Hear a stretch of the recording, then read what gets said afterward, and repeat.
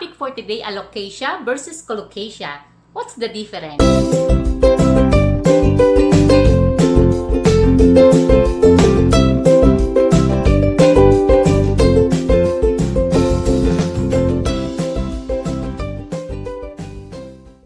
Hello guys! Welcome back again sa ating channel. Ngayon naman, ang ating topic for today, yung trending na halaman na may super huge na mga dahon. Ayan, at lahat ng mga artista, almost lahat ng nakikita kong artista sa Instagram, ay meron itong halaman ito. At take note ha, ang mahal-mahal nitong halaman nito. Kaya lang mga kapatid ko, mga kahalaman ko, pag tayo ay bibili, madalas mapagpalit ang dalawang uri ng halaman na ito. So, alamin natin, para kapag bibili kayo, alam na ninyo yung inyong mga binibili, no? Ano ba ang diferensya o pagkakaiba ng alocasia at colocasia? Oh, ayan. So, i-discuss yan ng ating topic for today, alocasia versus colocasia. What's the difference? In na in ngayon ang malalaking dahon kasi ang ganda-ganda nga naman itong tignan. Pati sa landscape ng mga garden, napakaganda rin ito. Isa sa pinakasikat na big leaf plant, mapa indoor or outdoor, ang alocasia at colocasia. Pero teka, huwag kang hugot ng halaman. Alam mo ba ang diferensya ng dalawang ito? Alin sa dalawang ito ang pwede sa outdoor at pwede sa indoor? Alin ang edible, alin naman ang hindi? Tara, i-explore natin! To infinity and beyond! Ito ang alocasia, kilala rin bilang Chris plant, elephant plant, or African mask plant. Ito yung hindi karaniwang anyo ng halaman dahil mukhang alien ang mga dahon nito. Nagpuproduce din ito ng flowers. Marami sa mga alocasia ang hybrid kaya may kamahalan ang mga ito. Dahil sa hybridization ng ibang alocasia, hindi na ma-identify kung minsan kung ano ang mother plant nito. Pero yung ginagawang indoor houseplant ay tinatawag na poly o amazonica. May mga tao na nagsasabi na magkaibang variety o hybrid ang poly at ang amazonica at sinasabi na ang poly ay pinakamadaling palakihin at alagaan bilang houseplant. Pero hindi raw ito totoo dahil scientifically, ang amazonica ay ang original na houseplant talaga at ito'y nagsimula pa noong 1950s. At makalipas ang maraming taon, ika nga, along came poly at natagpuan yung small variation ng amazonica. Sa ilalim ng alocasia, meron kang makikitang corm. Kung ano ang ibig sabihin ng corm, napakahaba kaya i-GMT mo na lang. Pero kailangang lutuing mabuti para ito ay makain dahil ito ay nagtataglay ng calcium oxalate crystals. Ito yung crystals na hugis karayom at kapag ka nakabundle sila, ang tawag naman ay rapides. Kapag ito ay iyong nakain ng hindi gaanong luto o pag ito ay dumapo sa iyong balat, ito ay magiging sanhi ng pamamantal, matinding pangangati ng balat, pagkahirap sa paghinga, mamamanhid ng dila at lalamunan, matinding sore throat, at ang highest concentration ng poison nito ay nasa ibabang bahagi ng halamang ito. Kaya bago kainin ang corms ng alocasia, siguraduhin na ito ay napakuluang mabuti. At mas okay itong ihalo sa sinigang dahil yung asim ng sampalok ay kayang tunawin ang rapides na taglay nito. Pero wag na makipagsapalaran o mag-experiment sa pagkain ng bunga ng alocasia dahil ito ay sadyang delikado. Edible ito, pero kung hindi ka expert sa pagluluto o pagpe-prepare nito, wag ka nang mag-eksperimento. Ang alocasia amazonica ay hybrid na kung saan ang parent plant nito ay unknown. Ito ay may features na leathery, wavy edge, arrowhead shape, dark bronze-green leaves. Pagdating sa nursery sales, itong hybrid na ito ay commonly available bilang houseplants. Pagdating naman sa botanical origin o proper name nito, ito ay nananatiling mystery. Ang ilang expert ngayon ay kinukonsider ang manufactured horticultural name nito bilang Alocasia amazonica. Ang ilang authorities ay naniniwala na ang Alocasia amazonica ay ipinangalan kay Salvatore Mauro noong 1950 na siyang gumawa ng hybrid nito sa kanyang nursery sa Miami, Florida. Na nursery ito ay kilala bilang Amazon Nursery pero never pinablish ni Mauro o ni-register ang hybrid name nito. Dumako naman tayo sa colocasia. Ang colocasia ay isang genus ng flowering plant na nasa pamilya ng Araceae.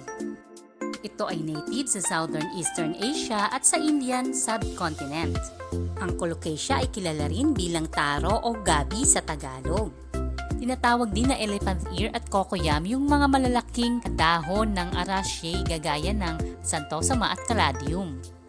Ang colocasia ay mayroong 11 species at ang ibang species nito ay ginagawang pagkain.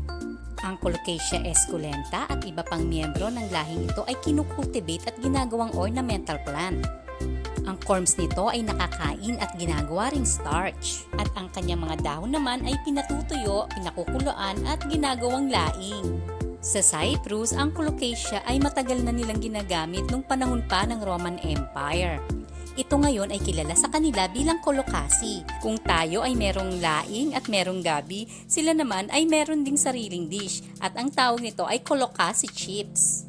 Ang taro roots o gabi at ang kanyang dahon ay nagtataglay ng carbohydrates, protein at mga dietary minerals. Meron din itong micronutrients kasama ang iron, copper, magnesium, potassium at zinc. Ang dahon nito ay nagtataglay din ng phytochemicals. Ngayon ay ating ikukumpara ang pagkakaiba ng colocasia at ng alocasia. Family, ang alocasia ay kasama sa Araceae family, ganun din ang colocasia. Ang dahon ng alocasia ay napakalalaki, ganun din naman ang colocasia.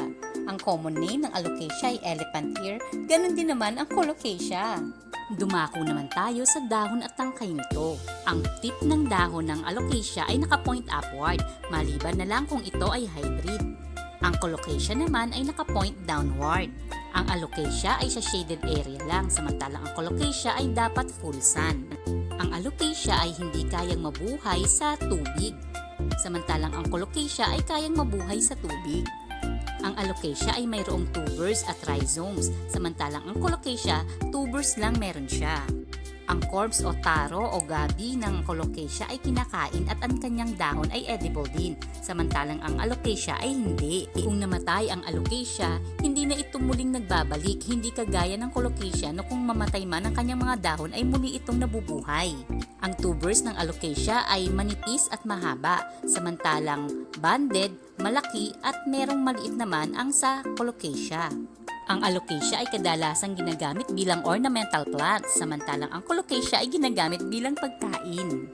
Ngayong alam na natin ang kanilang pagkakaiba, maging maingat lang tayo sa pagkain ng kanilang mga root crops. Lalo na ang colocasia o taro o gabi. Napakakati nito sa mga kamay, kaya naman mag-ingat mabuti o magsuot ng gloves dahil ito pa rin ay nagtataglay ng calcium oxalate na nagdudulot ng skin irritants. Ngayong alam na natin ang pagkakaiba nito, good luck sa pamimili ng alocasia at colocasia. Ayan, so ngayon alam na natin yung pagkakaiba ng colocasia at alocasia. Ayan, yung colocasia usually edible siya, yun yung kinakain natin, yung gabi, no? At yung alocasia, siya naman yung parang house plant talaga or ornamental plant talaga. Ayan, so sinasabi nila na yung ube ay pamilya rin daw ng colocasia. Hindi po mga kapatid ko, mga kahalaman ko, ang ube po ay iba ang pamilya. Ang English po ng ube ay purple yam, mantalang itong colocasia, yung kanyang corms, no, kung tawagin ay gabi. Ayan, gabi po yung tawag sa kanya. Ayan. So maraming pong salamat po. Sana po ay meron po kayong natutunan sa ating sinagawang topic for today. At muli po, salamat po sa Sprinkle PH, sa Macrame PHS para sa ating plant hanger at para po sa ating grow light, which is the Mars Hydro Indoor Light o Mars Hydro Grow Light. Ayan, yung kanilang mga Facebook account, mga link sa kanilang mga website, nandiyan po sa ating description box. Maraming pong ulit salamat sa inyo at muli po magkita-kita tayo sa susunod at God bless us all.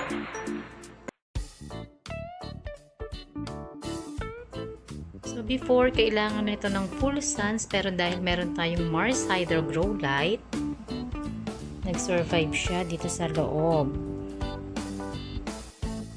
Ito naman, meron na siyang mga growth na magliit dahil meron tayong Mars Hydro Grow Light. Ayan na, ayan. At ito naman ang ating alocasia. Ayan, tumutubo na siya sa tulong ng ating Mars Hydro Grow Light dito sa indoor. Dahil din sa Mars Hydro Grow Light, meron na siyang bagong tubo ngayon.